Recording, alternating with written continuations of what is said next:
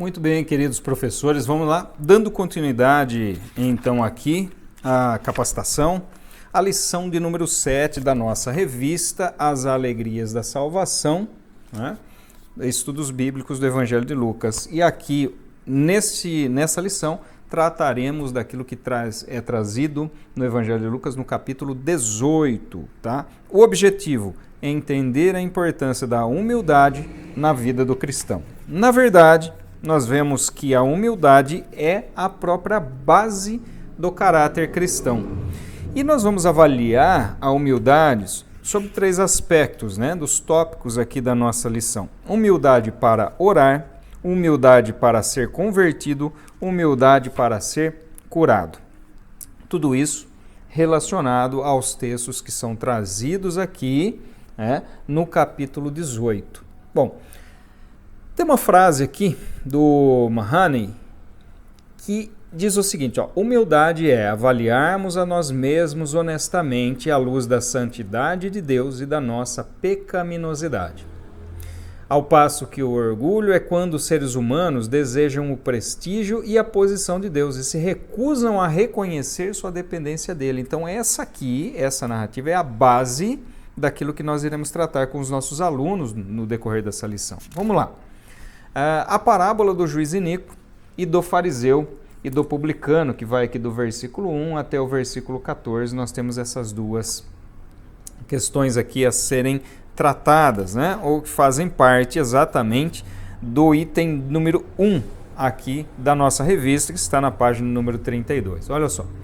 Só ora quem é humilde para reconhecer que precisa de Deus, e é uma realidade. A oração é uma demonstração de fé, porque você dirige algo que você não pega, algo que você não vê.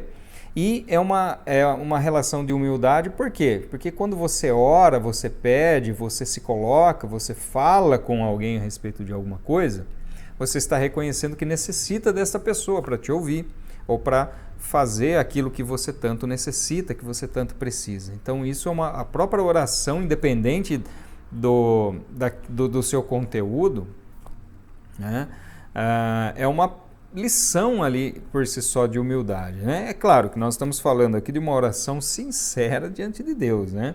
Porque nós vamos ver a oração aqui do fariseu, que ele se auto-justifica, na verdade nem é uma oração, mas quando você analisa a fala do fariseu aqui, na verdade é uma auto-exaltação daquilo que ele próprio é, então, né? A oração vence o medo, porque veja que no caso que nós falamos, né, nas lições anteriores, eu citei o caso da viúva aqui que vai buscar no juiz iníquo a sua perseverança em buscar aquilo que ela necessita.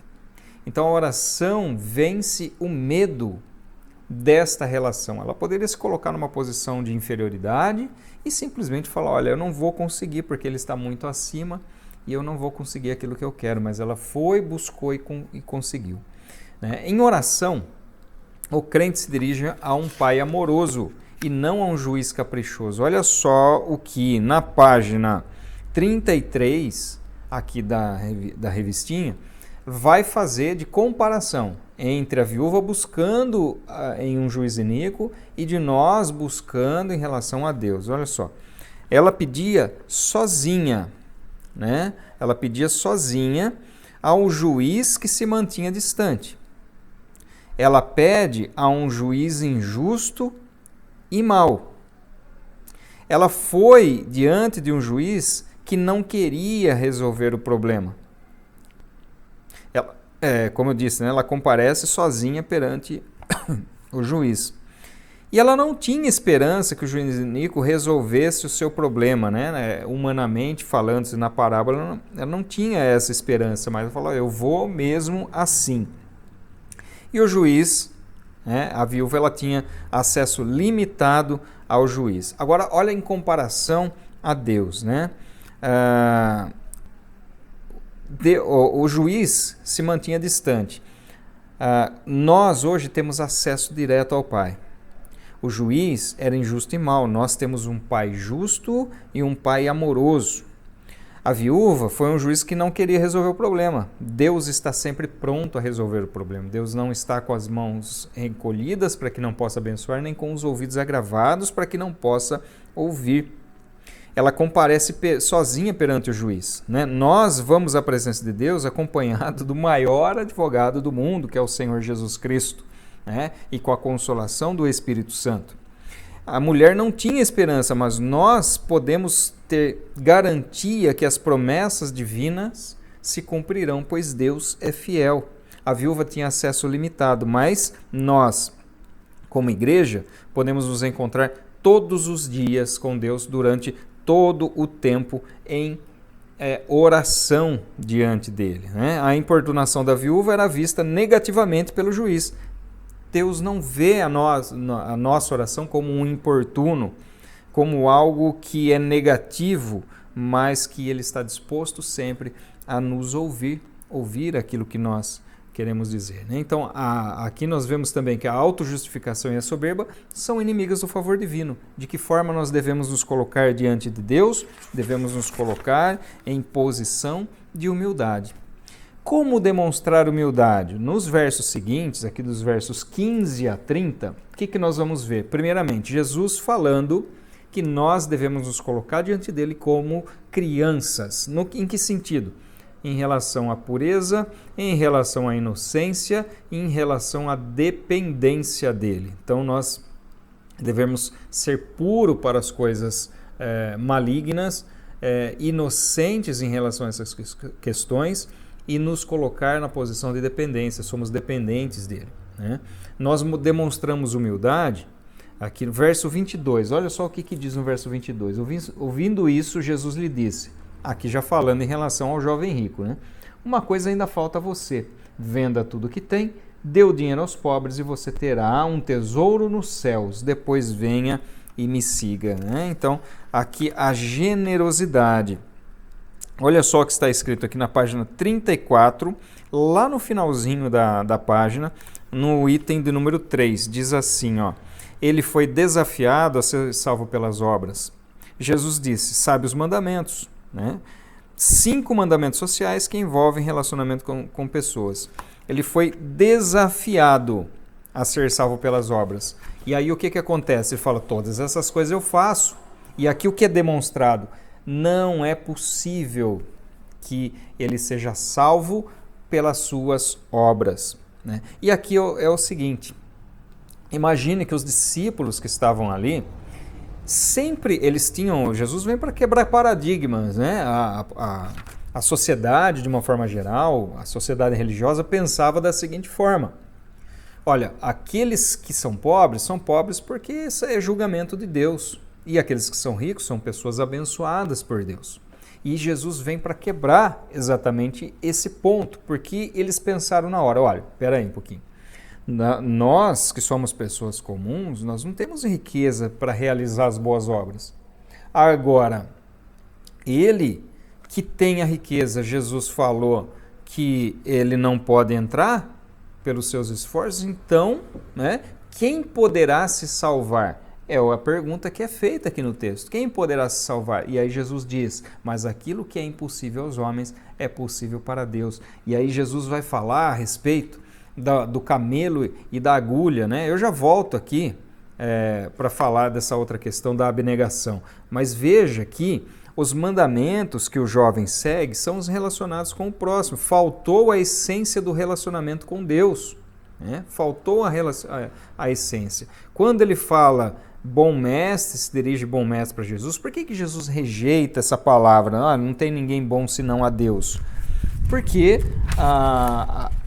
aquilo que o jovem necessitava não poderia vir de algo que fosse humano, que algo que fosse terreno, porque ele necessitava da salvação e de colocar em prática a essência daquilo que está relacionado com Deus, né? Da essência do relacionamento com Deus.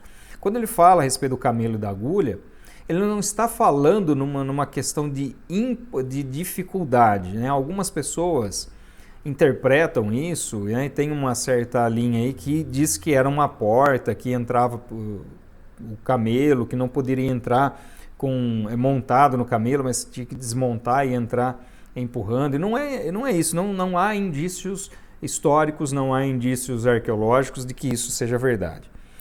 O que é muito mais provável aqui que ele esteja se referindo é uma agulha realmente, uma agulha que era utilizada para costura. Então ele vê passar um camelo por aquele furo era algo impossível, por isso que ele fala aquilo que é impossível aos homens é possível para Deus. Ele está falando a respeito de uma questão de impossibilidade, é impossível que o homem seja salvo pelas suas próprias obras. E lá nos versículos 29 e 30, vai dizer assim, Jesus respondeu, em verdade lhes digo que não há ninguém que tenha deixado casa, mulher, irmãos, pais ou filhos por causa do reino de Deus, que não receba no presente muitas vezes mais, e no mundo por vir receberá a vida eterna. Então nós vemos aqui a condição de abnegação, né? O que é abnegação? É você deixar aquilo que for necessário para fazer a vontade de Deus, para servir ao Senhor Jesus. Então, recapitulando, né? Como demonstrar humildade? Nós vamos aqui na tela anterior, vou colocar aqui, né, a questão da humildade para buscar a Deus, para orar. Aqui nós vemos como demonstrar essa humildade, através da pureza, inocência e dependência, através da generosidade e através da abnegação.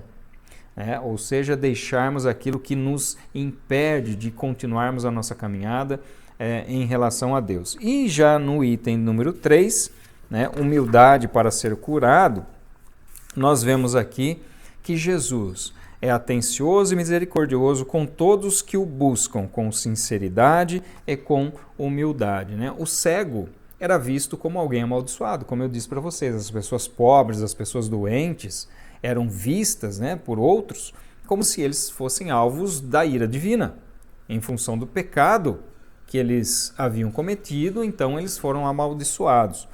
Esse cego não se incomodou com as pessoas que estavam ali o desencorajando, né? As pessoas falavam, fica quieto, e ele continuava clamando, continuava buscando.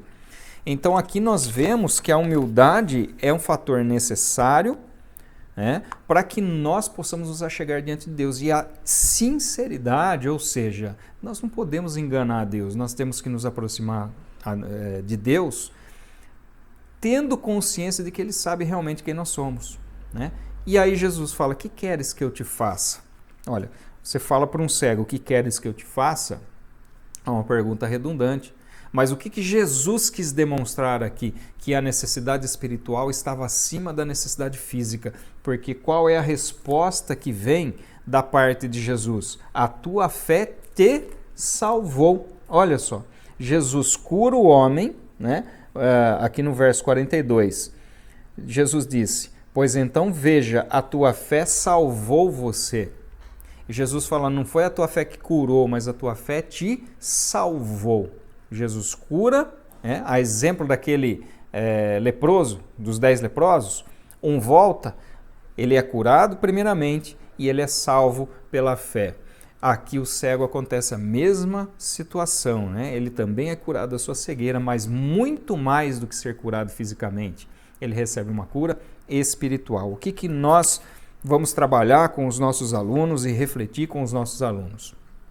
De alguma forma, refletindo a respeito das nossas ações, da nossa conduta, nós nos consideramos superiores aos outros?